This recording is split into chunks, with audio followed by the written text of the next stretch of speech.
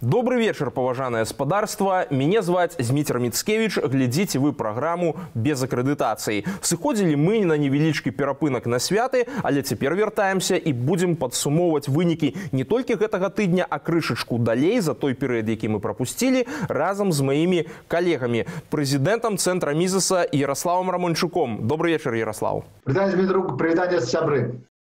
Тацянай Смоткінай, журналістам, кіраўніком рэгіянальнай філіі Беларускай асацыяцыі журналістаў. Вітаю ўсіх. І Александрам Елагаевым, гісторыкам, публіцыстам. Вітаю, шановнае спадарства.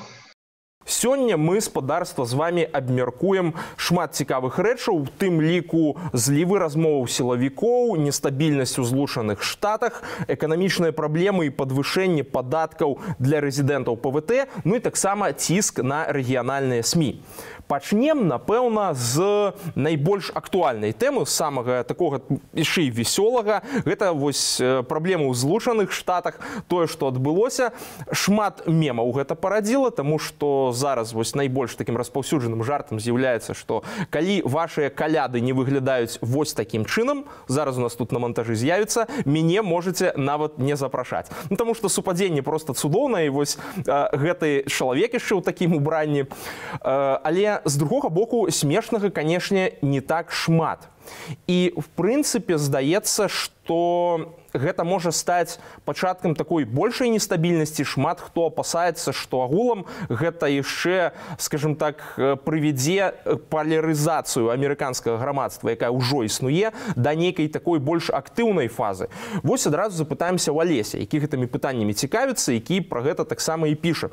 На тваё меркаванне, вось ці сапраўды гэта можа стаць нейкім пачаткам, ці гэта ўжо не ёсць пачатак нейкай такой актыўнай фазы вось гэтай палярызацыі амерыканскага грамадства, і што самае галоўнае, ці няма такой пагрозы, што цяпер вось з-за гэтага прэзідэнту Байдену і наступнай адміністрацыі прыйдзецца займацца больш унутранымі праблемамі, а на знешне ім можа стаць проста, груба кажучы, па бубну. З майго пункту гледжання радыкальныя групы ў амерыканскім грамадстве існавалі даволі даўно. І просто у апошнія гады гэтая палярызацыя ў амерыканскім грамадстве стала больш выразнай, і асабліва там за апошнія 5-6 год, і адбіткам гэтага сталі апошнія прэзідэнцкія выбарчыя кампаніі, дзе крайне левыя і крайне правыя сілы, можна сказаць, у пэўнай ступені вызначалі пераможцаў. Што датычыцца уплыву на наши справы, то з аднаго боку я не думаю, што гэты крызіс будзе развівацца. Я думаю, што ён заглохне просто з той прычыны, што дзяржаўны апарат Амерыкі, ён ніяк не разваліцца. На мясцовым узроўні так, у залежнасці ад таго, як той ці іншы мэр ставіцца да нейкіх там бунтаў, там БЛМ, ён можа загадаць мясцовай паліцыі рэагаваць на іх ці не рэагаваць. У сферы вялікай палітыкі, як мне падаецца, рэакцыя сілавых органаў федэральных, яна абсалютна адзіная. Што арміі, што нацыянальная гвардыя, што ўсіх спецслужбаў, гэта ўсё не мае ніякіх шансаў на развіццё. Іншая справа, што такі унутраны тэрарызм у ЗША быў даўно. Гэта быў і крайне левы тэрарызм, і крайне правы тэрарызм, і экалагічны тэрарызм у тым ліку. Ён можа актывізавацца.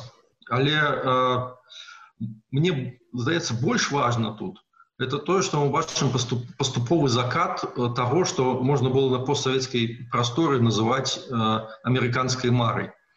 Калі у нас у людзей юнацтва, там, маладосць, якіх прыйшлося на апошнія гады СССР, існаваў пэўны такі ідэал Амерыкі, так? Такі добры, прывабны ідэал. Там смелыя, даволі маральныя людзі, якія бароняць свае дамы, хаця б, як у калядным фільме «Самотны ў хаце», правда? Сумленны суд, адказная аб'ектыўная журналістыка, свабода слова. Калі ты вучышся і добра працуеш, ты заробіш сабе на хлеб з маслом. Вось такая краіна магчымасцяў, краіна свабодных працавітых людзей. Зноў жа нашы уласныя там сваякі нашых продкаў, яны апошнія 100 год і нават больш за апошнія 100 год туды ехалі сотнямі тысячаў і рабіліся там self-made менамі. Зараз, мне здаецца, гэтая мара, яна у крызісе і у значнай ступені не толькі дзякуючы, не столькі нават дзякуючы там нейкай прапагандзе, а менавіта ў сувязі з унутраным крызісам, магчыма, Амерыкі, магчыма, ўсёй еўрапейскай цывілізацыі. Можно додать, Дмитрий? Конечно. У снежні гэтага года больш за палова сябраў дэмакратычнай партыі лічылі добрым сацыялізм. Вот гэта тэндэнцыя да сацыялізацыі, а моладзі там ввогуле 70-75%, усе лічаць, што сацыялізм гэта круто. І вось перш за ўсё гэта сведчыць пра тое, што школа, універсітэты, акадэмічныя колы, як мы бачым, яны значна сацыялізаваны ў параўнанні з тым, што было там 40-50 год таму. Таму вось розная калектывізацыя, розныя калектыўныя думкі, яны прывялі да таго, што вось это Black Lives Matter, калі ты цяпер кажаш, што там All Lives Matter, там усе жыцці добрыя, да, і маюць значэнне, ты там уже як бы там фашыст. І вось гэта слово фашыст, вось, раней там, гэта было значыла менавіта гэта. Сёння гэта, фашыстам уже стало таким расхожим пытаннем, як такой абраза, якую кожны выкарыстоўвае там дзе не попадзя. Яшчэ одна вельмі такая прыметная рыса, гэта, як зазначаюць мои калегі, гэта вось тое, чаго нівогуле нельга было спадзявацца ад Злучаных Штатаў, гэта паражэнне свабоды слова. І калі прэзідэнту Трампу нават, які б он там не быў, или фрикам, альбо джеркам, альбо кім заўгодна, мяшаюць выказваць свае думкі, вось, там, гэта ўжо за межамі. Вось такого нікога не было ў гісторыі Амерыцы. Так што расізм чорны, вось параза правоў свабоды чалавека, сацыялізацыя палітыкі, грамадскай думкі і сацыялізацыя эканомікі. Вось гэта сацыялізацыя Амерыкі на падставе дрэнных ідэяў, развалу таго, што з'яўлялася часткай, з Александром пагаджуся, амерыканскай мары, з'яўляецца такім фундаментальным здвигам, тэктанічным здвигам у свеце. Так што сёння свет з пункту гледжання такой супердзяржавы, ён же можа пляваць на супердзяржаву Амерыку, і яна можа пытацца нешта будзе рабіць знешняй палітыцы. Таму што калі праблемы такія внутры краіны, нічога не зробіш. Там амаль на палову раздзелена краіна. Или нават калі гэтыя розныя былі здарэнні, пытанні паказваюць, што амаль 40% амерыканцаў лічаць, што выбары былі сфальшаваны ў Амерыцы. 17% дэмакратаў лічаць, што выбары былі сфальшаваны. Там 27% незалежных. Гэта десяткі мільёнаў людзей. І для Харріс і для Байдена заданне, перш за ўсё, будзе спроба усталяваць нейкі грамадзянскі мір. Вось. Я думаю, што не будзе там Трампа, але гэтыя людзі застануцца. І гэта пытанне, каб не давесці да гэтай такой радыкальнай палярызацыі, якая, безумоўна, каму на руку? На руку тым краінам, якія супраць Амерыкі. Заваліць Кітай, Іран, Расія. Ты, якія бачаць закат Амерыкі, вось такі развал яе, як быў з Савецкім Саюзам. Знешняя палітыка США, яна вельмі часта адарваная ад унутранай палітыкі.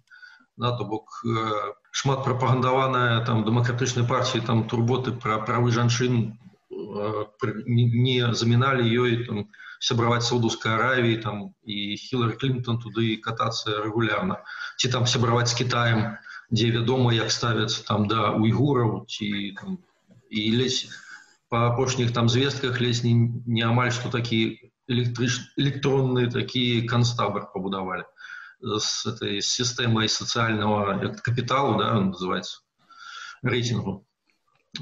Так что у іх не могу сказаць, што тут ідэалогія вельмі шмат уплывае на знешнюю палітыку.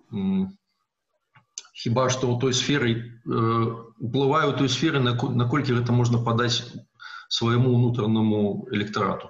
Добра, едзем далей. Верыць в любым выпадку будзем в лепшае, а зараз абмяркуем ужо нашыя справы і вось гэтыя злівы размоваў сілавікоў. Спачатку Караева, а пасля і Зайцева. Ну і калі з Караевым, в прынцыпе, все зразумела, то бок я насамрэч ад гэтага абстралапітэка чаканняў вялікіх не меў, то вось якраз такі размовы Зайцева адкрываюць нам шмат цікавых планаў.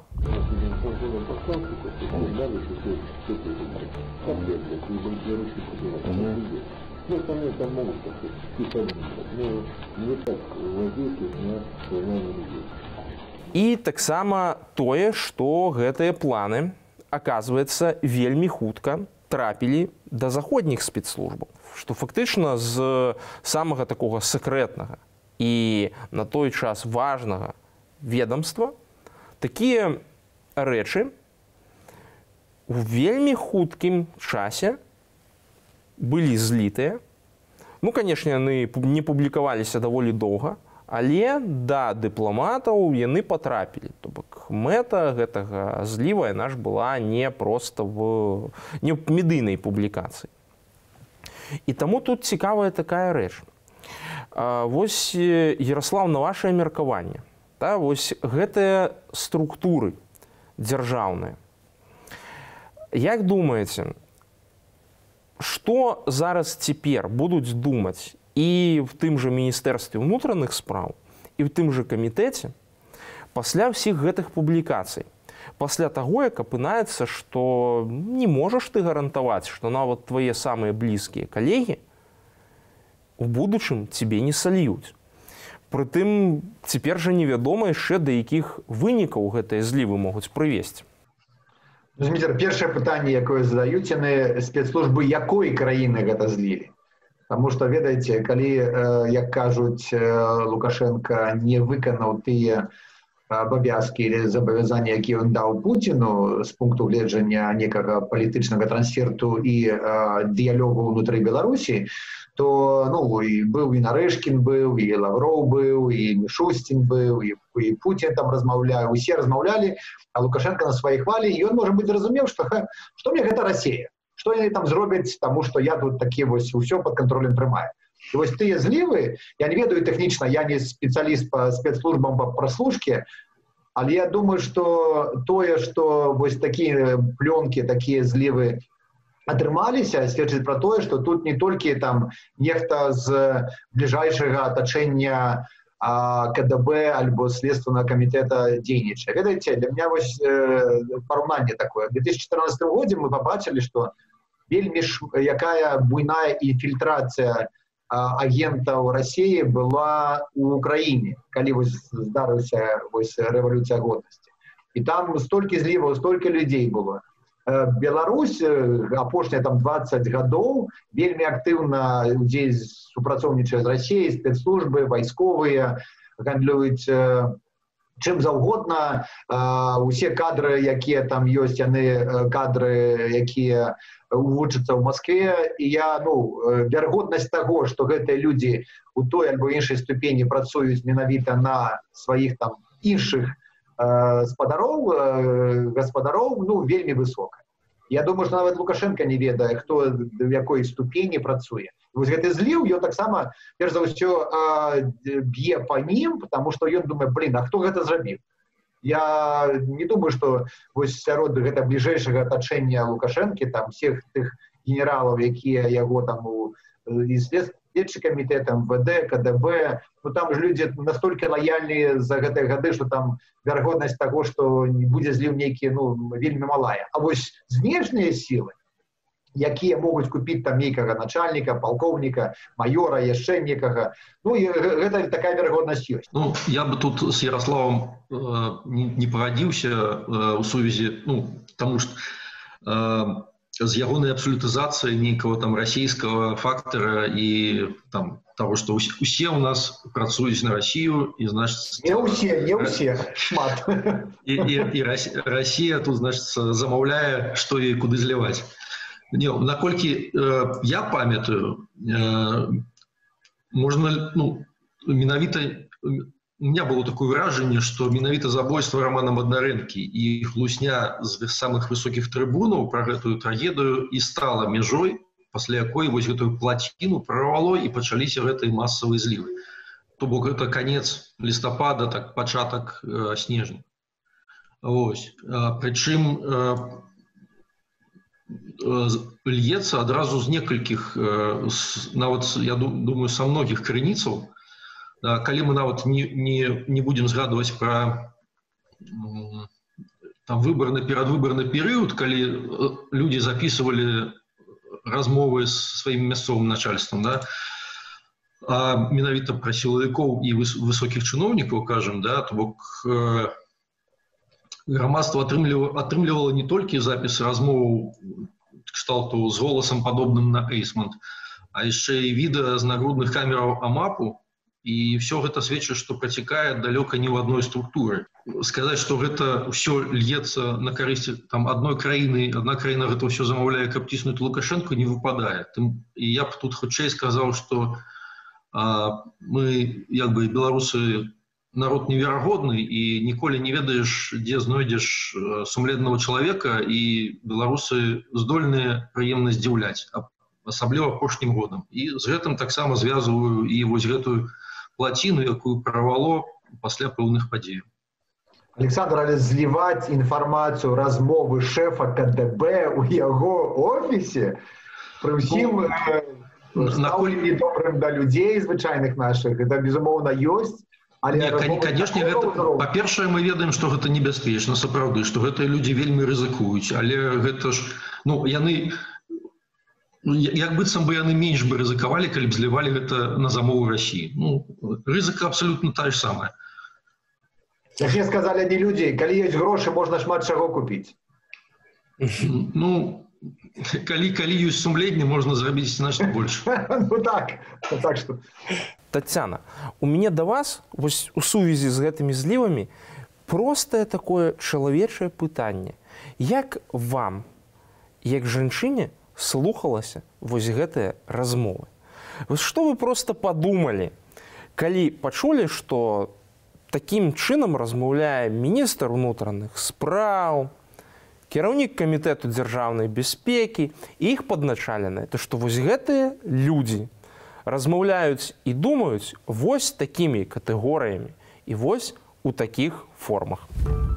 Этот предлаган стране, которая на покосившихся заборах, там стройках каких-то предраисполкомов и сельсоветов, они там все 5 рублей украли. Я говорил позавчера в интервью, что он, этот тварь, в России видел во много раз хуже все эти вопросы, но там он рот свой поганый не открывал.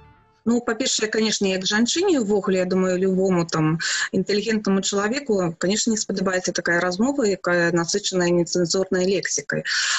Канешне, я сачыла за гэтай гісторыяй, і як мне падалося, што, наколькі я памятаю гэтую гісторыю з гэтымі злівамі, першыя злівы, здаецца, былі ў 2012 годзе, і, напрыклад, пра што я падумала, Паўла Шерамета ўзарвалі, так, у 2016 годзе. І як я чытала, увогуле сачыла за гэтай сітуацыяй, усе людзі, якім пагражалі, яны былі папярэджаны. Вось у мяне ўзнікла пытанне, чаму, калі людзі былі папярэджаны і сілавыя структуры іншых краін ужо пра гэта ведалі, і ўсё ж такі Павел Шерамет быў у небяспецы, то бок у яго нават не было ніякай аховы. Напэўна, чаму менавіта я кажу про Паўла Шерамета, тому што ён як журналіст бліжэй, як кажуць, мне яго гісторыя, і сапраўды там Зайцу казаў не вельмі такімі добрымі словамі, што ён яго ўжо, як тут лепш выказацца, што ён яму ўжо так надакучыў, і менавіта такая рэакцыя у яго была на Паўла Шерамета. Вось, і мне таксама падаецца, што ўсё ж такі, напэўна, больш тут замешаны расійскія спецслужбы. Канешне, з МУСа таксама бачна, што злівалася. І такім чынам, мне падаецца, што гэтыя злівы, яны таксама нейкія для чаго яны былі гэтыя злівы, каб аказаць ціск на Лукашенку з аднаго боку, а з іншага боку ўсё ж таки, каб і людзі ў сілавых структурах задумаліся пра тое, што яны робяць, таму што з цягам часу ўсё ж таки зменіцца штосьці да лепшае і тым людзям, якія парушалі закон, якія рабілі такія рэчы, ім прыйдзецца адказаць. Добра, едзем далей, перайдзем з палітыкі і бяспекі ўжо на эканоміку. Тут з 1 студзеня падаткі для рэзідэнтаў парка высокіх тэхналогій і індустрыяльнага парка Вялікі Камень падвысіліся, дасягнулі 13%. І ўзнікае абсалютна лагічнае пытанне. А на што тады яно ўсё трэба? І ці не атрымліваецца так, што проста ў імкненні атрымаць вельмі хуткі прыбытак і хоць нейкім чынам захаваць кантроль над фінансавай сітуацыяй, над эканамічнай сітуацыяй в краіне, нехта вырашыў зарэзаць на суп, вось штодзённы, курку, якая несла да нядаўняга часу залатыя яйкі. Ярослаў, як па-вашаму? Ну, пытанне не ў гэтым, там, курка, не курка, справа ў тым, што абнуленне права адбылося. Тое, што мы бачылі ў мінулым годзе ў Беларусі, гэта, па сутнасці, страта даверу да органаў кіравання дзяржаўнага, да судоў, гэта ламанне тых абавязкаў, якія ўзяла краіна. І вось прыклад з падаткамі, ён такі вельмі яскравы сведчыць пра тое, што вось у такім такім рытме помсты для сярэдняга класа, для буржуйчыкаў, для ПВТ, для IT, якія вы ўдзельнічалі ў гэтай кампаніі, якія там зрабілі гэты голас, які сталі грамадзянамі, урэшце рэшт. Трэба нейкім чынам іх пакараць. Закрыць ПВТ Лукашенко сёння не можа, таму што $2,5 мільярда экспартнай выручкі ён проста нават так не зробіць. Ён стараецца зрабіць там з быццам ПВТ на базе Горизонта, вось ён там быў, кажа, может быть, там інтэграл туды далучыць. Ну, вось такія мары чалавека, які не разумее, што такое ПВТ і што такое сучасная эканоміка. Але перш за ўсё, гэта павышэнне падаткаў да 13%, гэта, ведаеце, там $5-10 мільёнаў пагода не робіць. Калі ў бюджэце няма там мільярдаў не хапае, то там 5 мільёнаў спагнаць ПВТ спецыялістаў, ну, гэта, ведаеце, гэта, ну, не фіскальная мера. Гэта, перш за ўсё, мера для таго, каб паслаць нейкі месседж для тых людзей, якія там удзельнічалі, для аўтараў гэтага праекту. І, перш за ўсё, я бы гэта звязаў з тым вось змяненнем уголовного кодекса крымінальнага, які мы бачым наконт таго, што з людзьмі, калі яны там іх схапілі за нешта, іх можна выкарыстоўваць як такую крепостную силу для того, каб яны выканалі нейкую працу для дзяржавы. Гэта стварае падставу для увядзення элементаў крепостнога права ў Беларусі ў дачыненні да спецыялістаў высокага ўзроўню. Напрыклад, калі там нейкія ПВТшнікі, айцішнікі, там людзі з бізнесу вось пачнуць нешта там яшчэ актыўней удзельнічаць у палітыцы. Ім скажуць: гаспадарства, у вас вось такія у нас сфабрыкаваць справу крымінальную, тым больш за падаткі, як ужо было ў нашай краіне, гэта вельмі лёгка. І давайте працуйте там на нас, на нашай коды, калі не будете працаваць, тады будете сидзець там 5-10 гадоў. Вось. І ў Беларусі нават, ведаеце, калі параўноўваем падаткі ў Крэмневай даліне, Silicon Valley, альбо ў іншых месцах, то 13% таксама гэта добра, таму што там шмат чаго не трэба плаціць. Вось. Так што не гэты чыннік, там не толькі фіскальная падаткавая нагрузка мае значэнне, гэта проста стаўленне да людзей, якія сталі незалежнымі, сталі сярэднім класам, сталі актыўнымі ў палітыцы. І Лукашенко кажа, што вось я толькі сёння гэта зрабіў, але заўтра, калі вы будете актыўнічаць, я вам гэта заберу, гэта заберу, гэта заберу. Вось, на мой погляд, Лукашенко гэтым рашэннем наконт падаткаў стрэліў сабе не толькі ў Бенагеля ў голову. Але тут яшчэ цікавае было выказванне Лукашэнкі, таксама ж в гэтым кірунку. Ён сабраўся майніць біткоіны. при 6 тысячах цена за биткоин плохо была. Но сейчас же 33 тысячи. Правда, за последние сутки там на 10% упал, но все равно больше 30 тысяч. Так при любой электроэнергии можно строить эти фермы, как они их называют, и клепать эту валюту. Я вот сижу и думаю. Ну, конечно, большасцю гэта ўспрымаецца як жарт. Але, в прынцыпе, што мы можам чакаць ад чалавека, які такімі катэгорыямі разважае? Тацяна, як думаеце, вось улічваючы тую эканамічную сітуацыю, якая цяпер пануе ў краіне, мы нават Менск не бярэм, таму што ў Менску якраз такі яшчэ ўсё больш-менш у парадку, адносна. А вось взять рэгіёны, вось взять ваше глыбокае. Наколькі там людзям блізкі вось все гэтыя агромныя праекты і ўсё гэтае трызненне пра біткоіны, пра нейкія там касмічныя планы на гарызонце і ўсё астатняе? Ну, хочу пачаць з таго, што сапраўды я згодная з Ярославам. Мне таксама падаецца, што Лукашенко просто у выпадку з ПТВ ён хацеў паказаць, хто ў доме гаспадар.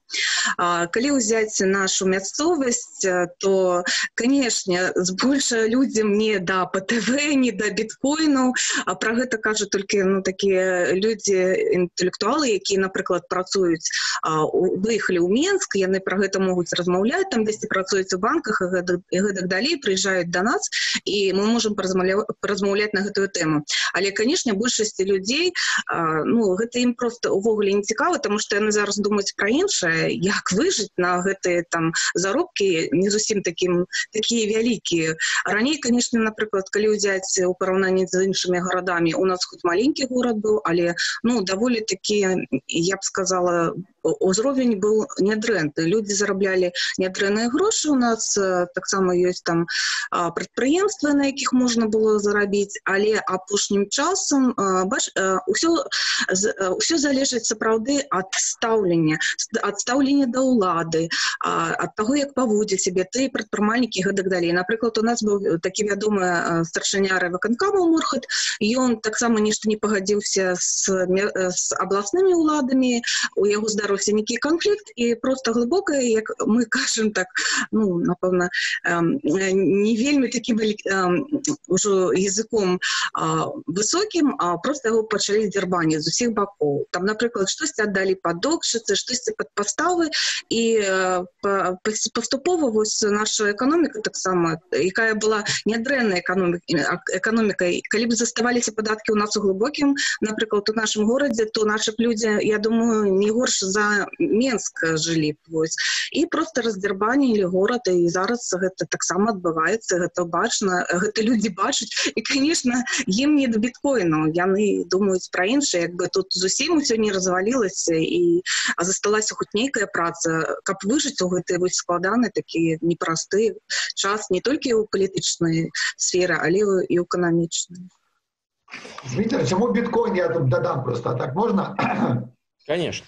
Улада наша, яна не думае катэгорыямі рэалістычных такіх вытворчых праектаў, дзе там маржа 3-5%, трэба працаваць там 5-10 гадоў. Глядзіце, былі разбавляльнікі-распушчальнікі, там маржа была 1000%. Было гэта схематоз нафта, контрабанда сигарет, табаку і з алкаголю. Гэта ўсё там адмыванне грошаў. Гэта схемы, у якіх там сотні адсоткаў. І калі Лукашенко побачыў, што біткоін каштуе там не 3000, а там 40 000, я думаю, як гэта нехта зарабляе, а у меня тут энергію няма куды дзяваць, давайте мы яе будзем на біткоіне. А нехта там з ПВТ, то тоже Гуцерыев, які там працуе в гэтай тэматыцы, скажа, да, Сергеевич, давайте зробім там вам фермы. Яму якая розніца, куды крэдытныя грошы? Ён 2 мільярда амаль грошаў на дзяржаўнай гарантыі загнаў гэты слаўкалій свой. Вось, гэта таксама такая офшорная структура. А цяпер будзе фермы будаваць. Ён на фермах збудуе, заробіць, а тое, што ў гэтай фермы ніхто не будзе выкарыстоўваць, гэта вось тыповы прыклад такого шаманства, некваліфікаванага рвачества ў эканоміцы, які дэманструе Лукашенко яго ўрад. Але шчыра, мне гэта нагадала гісторыю пра заводы з бетонам і куды потым гэты бетон дзеваць, які так любіць распавядаць Сергей Чалы. То бок спачатку пабудавалі бетон, заводы, які вырабляюць бетон, а потым думаеце, куды ж мы будзем гэты бетон дзеваць. Вот давайте тое ж самае з нашай АЭС, такое ўражанне. Што пабудавалі АЭС, цяпер давайте придумваць, куды ж нам дзець гэтую энергію з АЭС. Ну, будем спадзявацца, што гэты АЭС хаця бы застанецца цэлая. Дарэчы, раз мы ўжо загаварылі пра рэгіянальнае бачанне, то тут можна перайсці таксама на яшчэ адну з нашых тэмаў. Мне здаецца, вельмі важную, якая крыху засталася ў баку ад агульнага парадку дня, а гэта знікненне яшчэ аднаго рэгіянальнага сродка масавай інфармацыі. Гэта газета «Вольная глыбокая», якая, на жаль, перастала выхадзіць. Яе кіраўніцтва заявіла аб тым, што далей не могуць па фінансавых прычынах выдаваць гэтую газету. Мне на самой справе стало вельмі крыўдна, таму што у нас і так рэгіянальных СМІ вельмі мала. У нас і так медыарынак просто мега цэнтралізаваны. Все в этом Менску, просто все, што можна в Менску. То бок і тут яшчэ нават той невялічкі там аганёчак, які недзе там цепліцца в нейкіх вось рэгіянальных гарадках, і ён паступова згасае. Мне вот просто пытанне, наколькі рэальна гэта стане вялікай праблемай для глыбокага. Тацяна, конечно ж, пытанне адразу да вас гэтае. І што можна зрабіць, каб гэта не прынесла нейкіх такіх вялікіх стратаў? Ну, конечно, усім шкада, што «Вольная глыбокая» закрыла сваю працу у якасці такого выдання, менавітай газеты. Яна існавала 26 год, і вакол рэдакцыі гэтай газеты сапраўды гуртавалася такая дэмакратычная супольнасць. Адтуль выйшлі, можна сказаць, адтуль выйшла і я, і многія мае калегі, дзякуючы менавіта «Вольнаму глыбокаму». Потым пачалі развівацца іншыя там структуры дэмакратычныя, і наш горад, як кажуць, заўжды ён быў такіх дэмакратычных збольшага поглядаў, больш прагрэсіўнага такого насельніцтва у нас было. Што могу сказаць? Па-першае, што з «Вольным глыбокім», напэўна, як і з іншымі выданнямі, і з іншым бізнесам, які там, напрыклад, пацярпеў вось нейкія там фінансавыя страты, ці яшчэ штосьці у працы, ну, здарылася тое, што здараецца са многімі. Як кажуць, каб дзяржава не перашкаджала, а сапраўды давала працаваць, то я думаю, «Вольная глыбокая» да гэтай пары існавала. А так, канешне, калі, напрыклад, розныя, як я ўжо казала раней, пачатку нашай размовы, стаўленне да дзяржаўных СМІ і недзяржаўных СМІ, калі, напрыклад, людзей прымушаюць выпісваць раней, ну, я калісьці працавала ў школе, гэта было 1998 там год, 2000-й, калі нам, напрыклад, яшчэ прапаноўвалі раней выпісаць на свой выбар газеты, але абавязкова трэба было выпісаць рэспубліканскую, абласную і раённую газету. І калі, напрыклад, настаўнікі, у тым ліку і я, пайшлі выпісваць там «Народную волю», «Вольная глыбокая» і так далей, улады паглядзелі, што не, нешта тут не тое, людзі выпісалі не тыя газеты. Потым у іх пачалося тое, што давайте там мясцовую вы можаце на выбар, але там рэспубліканскія абласныя такія-то, толькі са спісу абіраць. Я, конечно, з гэтым доўга змагалася, і ў школе ў сваёй, конечно, прыйшлося мне там паспрачацца на розныя тэмы, але дайшло до таго, што мне уже наше кіраўніцтва сказала: добра, вы будете выпісваць тое, што вы жадаеце, але не муціце ваду там з іншымі там. Ну, а іншыя вось так слухаліся, сапраўды выпісвалі тое, што ім скажуць. І зараз, наколькі мне вядома, у некаторых раёнах пастаўлена такая мэта, каб дасягнуць 100% падпіскі на раённыя газеты. То бок, вось, напрыклад, калі я размаўляла з рэдактарам «Вольнага глыбокага» Владимиром Скарбутаном, ён казаў, што вельмі часта скардзіліся мне людзі, ну, зразумела, гэта, напрыклад, настаўнікі, што іх прымушаюць выпісваць толькі там раённыя газеты, але нават і пенсіянеру. Пенсіянерам распавядаюць пра тое, што вось вы павінны там выпісваць раённыя газеты, каб у вас там не было нейкіх, напрыклад, праблем ні ў вас, ні ў вашых дзяцей, то лепш вам выпісаць там не «Вольная глыбокая», а, напрыклад, там раённую газету. Гэта адно. А другое, напрыклад, шмат газет, яны яшчэ існуюць, конечно, за рэкламы і за прыватных абвестак. Гэта уладам было недастаткова, каб прымусіць, напрыклад, людзей падпісваць тое, што ім трэба. Яны пайшлі далей. Напрыклад, калі нават мы стварылі ў глыбокам былі нейкі час, у нас была створана газета «Префект-Інфо». Гэта забаўляльная рэкламная такая газета была. Мы думалі потым, калі нам зарэгіструюць, яшчэ потым зарэгістраваць грамадска-палітычную газету. І мы пачалі амаль з нуля. Мы набралі там рэкламы, і людзі з намі супрацоўнічалі, і мы сябе нармальна акуплялі і раздавалі яе бясплатна. Ну, за конт рэкламы і прыватных абвестак мы жылі нармальна. Вольнаму глыбокаму таксама хапала. Але улады пачалі ціснуць на прыватных прадпрымальнікаў, на фірмы і казаць, і нават тэлефанаваць там у маладзечнай, напрыклад, ну, некаторыя менскія фірмы. Вы падумайце, з кім вы супрацоўнічаеце, калі вы не хочаце там нейкіх праблем, што лепш даваць у раённыя газеты рэкламу, чым там, напрыклад, у незалежныя. І такім чынам таксама вось сыходзілі нават такія пастаянныя рэкламадаўцы. Вось, конечно, гэта ўсё сумна, што людзям навязваюць не толькі тое, што як яны павінны жыць, зразумела, што людзі тут баяцца згубіць працу, але нас, напрыклад, здзіўляе тое, што ну як можна паўздзейнічаць сапраўды на пенсіянера, каб вось яго прымусіць выпісваць тое, што он не хоча. Але людзі ідуць сапраўды і робяць тое, што ім скажуць. Вось да такой ступені гэта ўсё дайшло. Таму, конечно, на жаль, гэта складана, але вось, напрыклад, Владимир Скарбатун, ён сказаў, што будзе больш так ужо моцна развіваць электронную версію газеты, гэта сайт, но я спадзяюся, што яму гэта атрымае. Ну і фінальнае. Раз тут у нас так атрымалася, што сёння у нас выпадкова, я так не планаваў, тут сабралася такая каталіцкая суполка, чаму б нам не абмеркаваць сыход Тадеуша Кандрусевіча і асобу біскупа Велікасельца і агулам дыпламатыю Ватыкана. Шмат галасоў пра тое, што гэта параза Ватыкана, што гэта нейкія саступкі. З другога боку, асоба біскупа Велікасельца, які ледзь не самы дасведчаны чалавек у Беларусі па змаганні з камунізмам. Ну і, напэўна, да ягоных нашчадкаў ідэалагічных, і, як мы бачым, якія карыстаюцца тымі ж самымі метадамі і жывуць па тых жа самых паняццях, ён ставіцца, напэўна, прыблізна такім жа самым чынам. Таму, вось, Алесь, як ты думаеш, сапраўды, што гэта? Гэта дамова, гэта нейкі кампраміс, альбо гэта чыясьці перамога вось на гэтым этапе і доўгатэрміновай перспектыве? Тут пытанне ў тым, як абодва бакі, калі мы возьмем, напрыклад,